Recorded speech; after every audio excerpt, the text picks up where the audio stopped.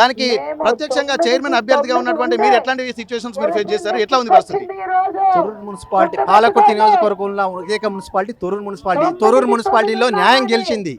ఎందుకంటే ఇద్దరు same BRS Congress same బరాబర్ 9-9 ఉన్నా కూడా టాస్లా మా కాంగ్రెస్ కు న్యాయం జరిగింది. అంటే న్యాయం ఉన్నట్టు అర్థం. తొర్రూరు గడ్డ మీద కాంగ్రెస్ జెండా ఎగరాలని దేవుడు రాసి పెట్టాడు. దానికి మా ఎమ్మెల్యే యశస్విని రెడ్డి అక్క గారికి, ఝాన్సీ మేడం గారికి ఎప్పటికీ మేము రుణపడి ఉంటాం. ఎందుకంటే తొర్రూరు ఒక జనరల్ సీట్లో కూడా బీసీలకు ఇద్దరికి వైస్ చైర్మన్ అయినా చైర్మన్ అయినా ఇద్దరికి బీసీలకు కష్టపడ్డ కార్యకర్తలను గుర్తించి కాంగ్రెస్ పార్టీ నుంచి ప్రతి కాంగ్రెస్ పార్టీలో ప్రతి కష్టపడ్డ కార్యకర్త గుర్తింపు అనేది ఇప్పుడు కాకపోతే 2 రోజులకైనా ప్రతి ఒక్కరికి గుర్తింపు ఉంటుందని నేను తెలియజేస్తున్నాను. ఇప్పుడు మీరు నిజంగా ఒక తక్కువ వయసులోనే ఎక్కువ బాధ్యత మీకున్నది. ఇప్పుడు ఒక యువ నాయకుడిగా మీరు రాజకీయాల్లో మరింత ఉత్సాహంగా ముందుకెళ్ళబోతున్నారు. మీ ముందున్నటువంటి తొర్రూరు మున్సిపాలిటీలో మీరు ఏ లక్ష్యాల మీద పనిచేయబోతున్నారు?